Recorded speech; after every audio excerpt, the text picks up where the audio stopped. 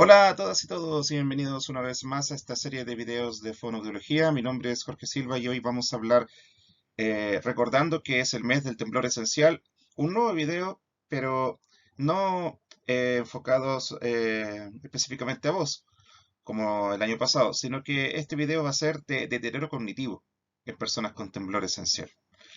Eh, la práctica clínica, por lo general, de temblor esencial en fonoaudiología, si no es voz, no es prácticamente ninguna otra.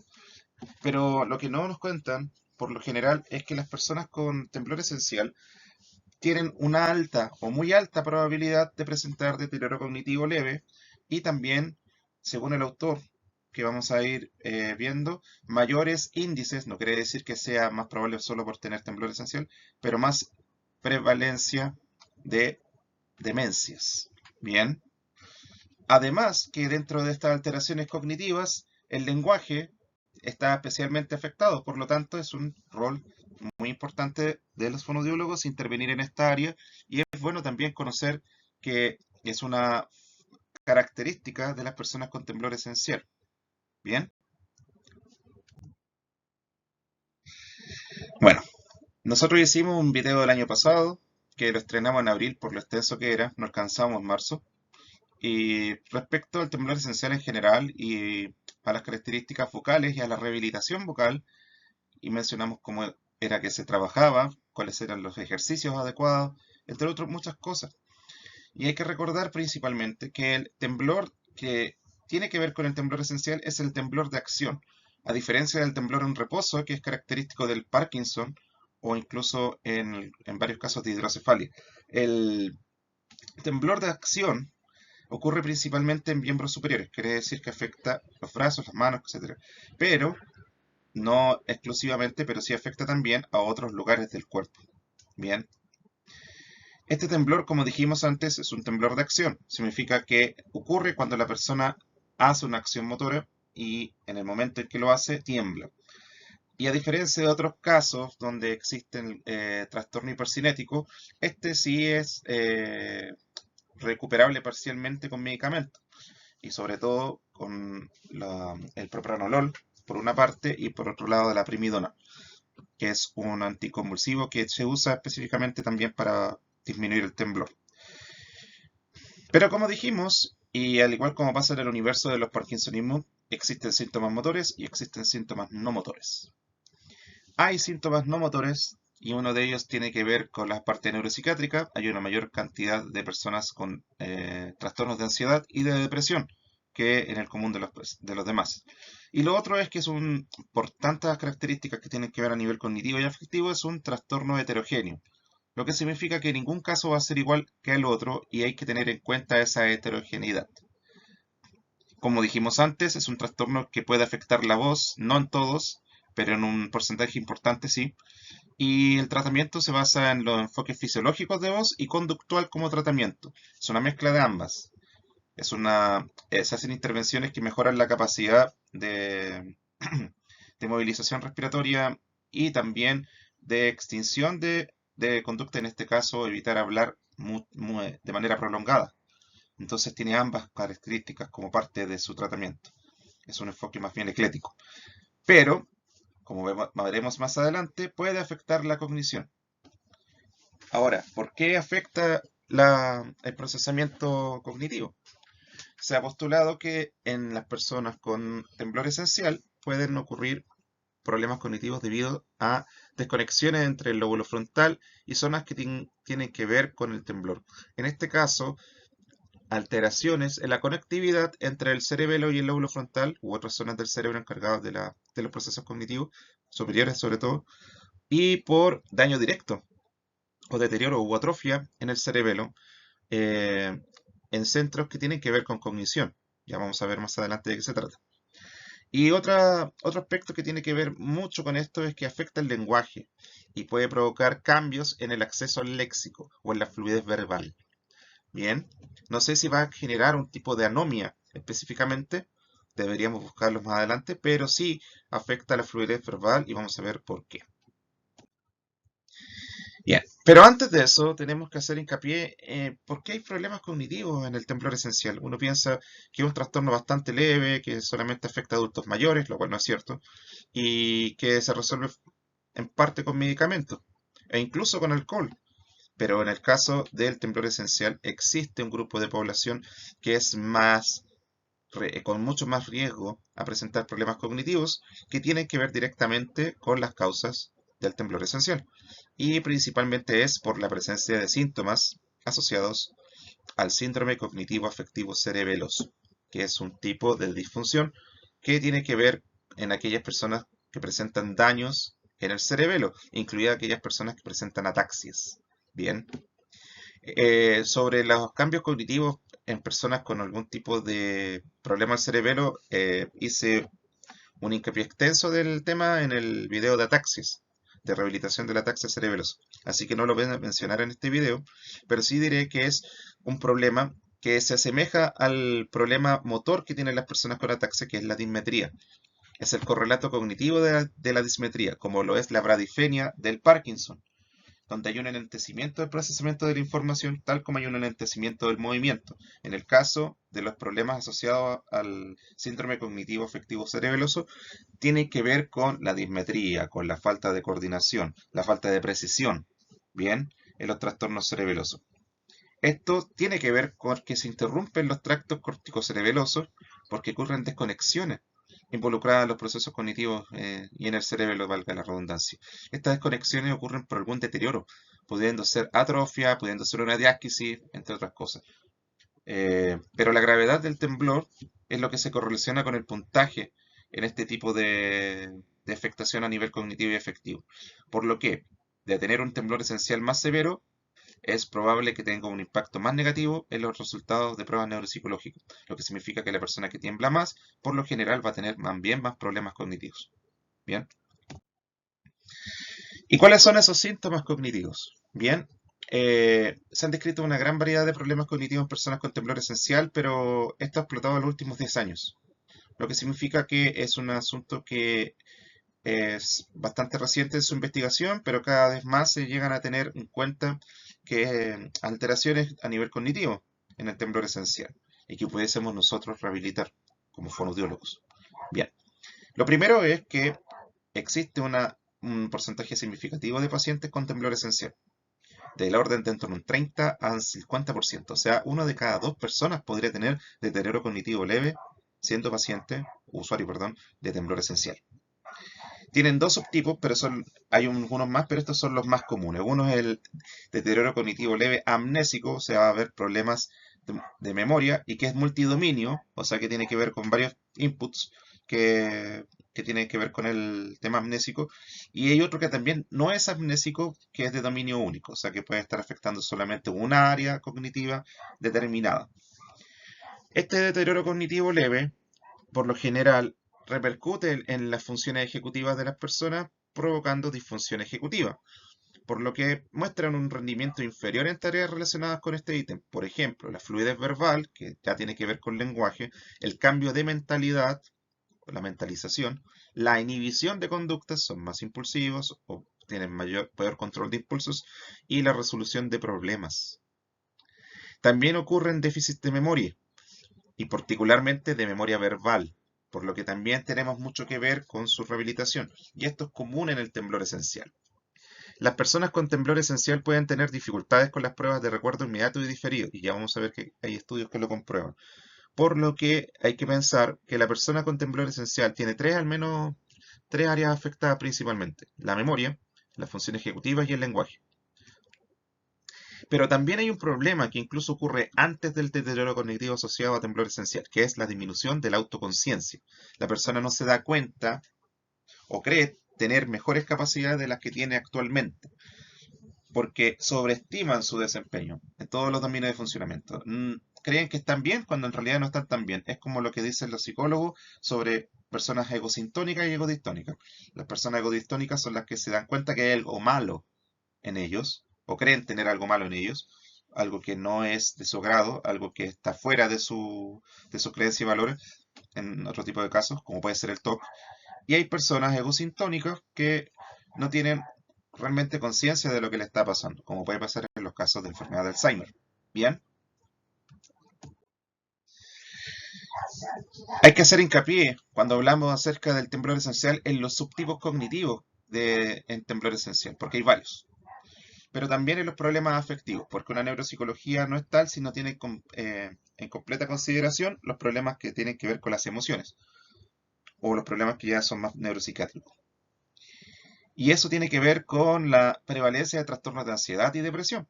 En un grupo total, por ejemplo, Sinoff y Bardarni en 2014 encontraron que el 25% de los participantes presentaban trastornos de ansiedad.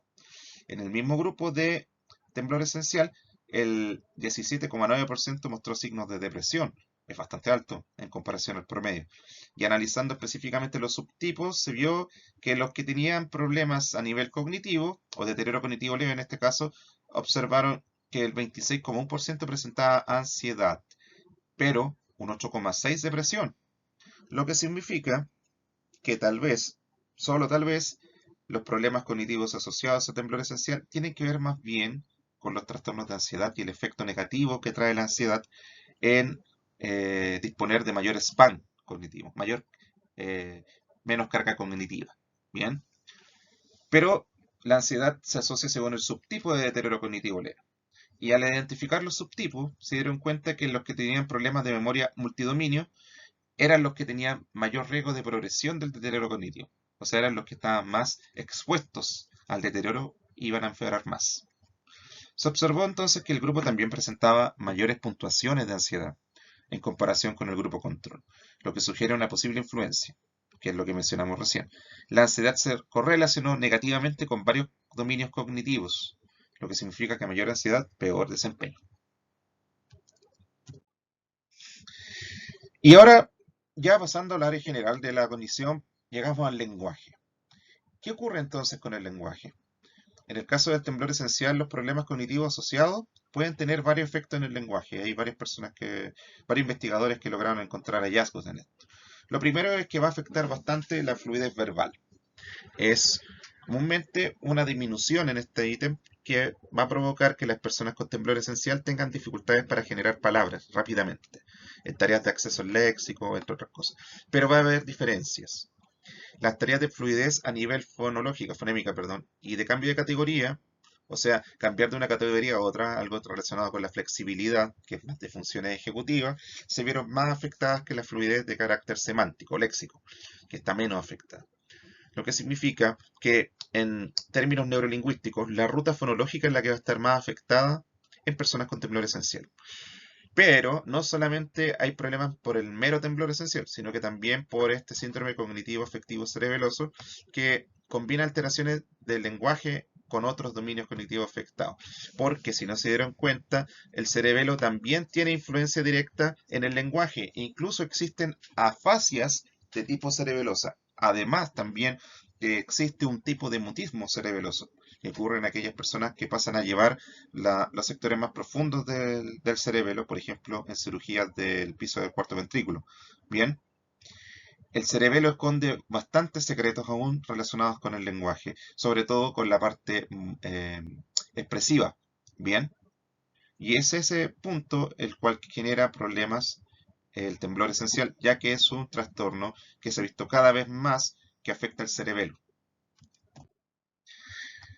También se menciona que las disfunciones cerebelosas pueden afectar el lenguaje debido a las conexiones que tiene el cerebelo con áreas corticales asociadas, incluidas las áreas del lenguaje.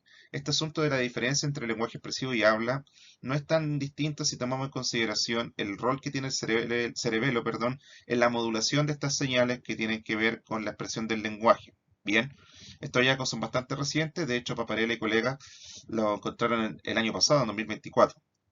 Y el mismo estudio de ellos utilizó baterías de pruebas neuropsicológicas y encontraron que el lenguaje es uno de los dominios que más consistentemente se vio afectado en personas con temblores sensibles. Por lo que es un área que es bastante delicada y que debe ser vista por fonoaudiólogos en el contexto de salud pública. Ahora pasamos también al riesgo de demencia. Se ha dicho muchas veces que las personas con temblor esencial tienen mayor riesgo de demencia. Esto hay que revisarlo con suma cautela porque conclusiones no son tan buenas. El grado de evidencia que existe al respecto puede tener sesgos de confusión. Y ahora vamos a mencionar el por qué. Azar y colegas en 2017 indicaron que el temblor esencial se asocia a una mayor probabilidad de desarrollar demencia. Los individuos con temblor esencial exhiben mayores riesgos de demencia incidente en comparación con los controles de la misma edad. De hecho, este otro estudio de Lewis y colegas en 2019 menciona que la prevalencia de demencia es más común en los casos de temblor esencial que en los controles. Su estudio en Nueva York encontró que el 25% de los casos de temblor esencial ya presentaban demencia en comparación con el 9,2%.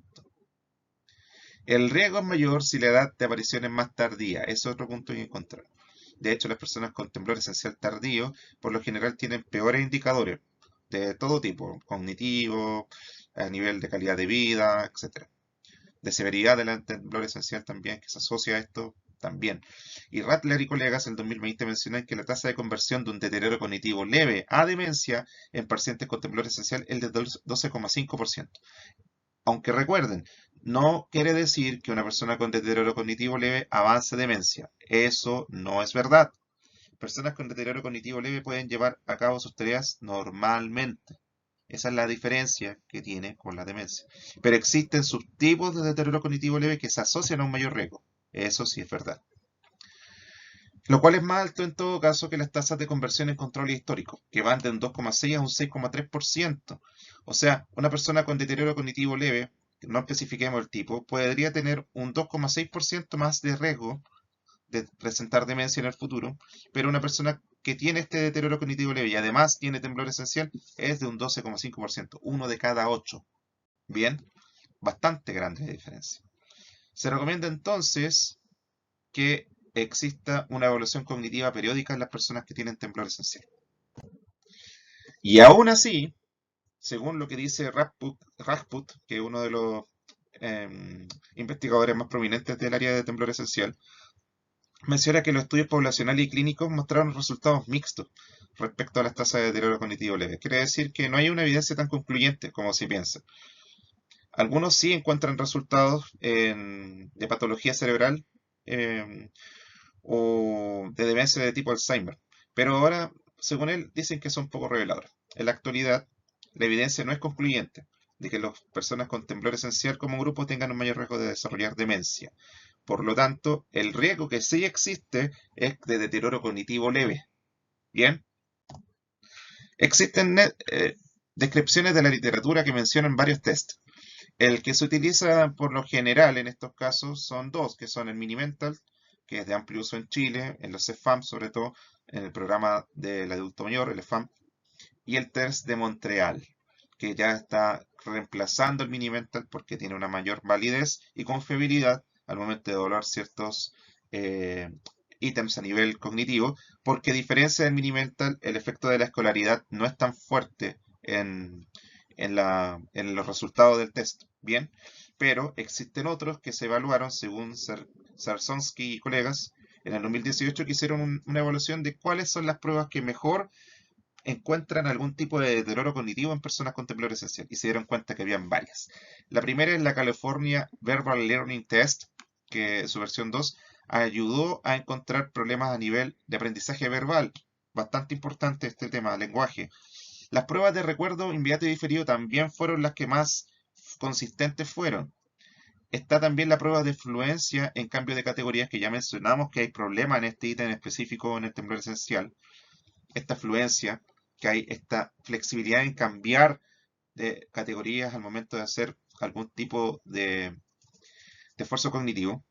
Está la inhibición color-palabra. Acuérdense, por ejemplo, de los tests como el test de Stroop.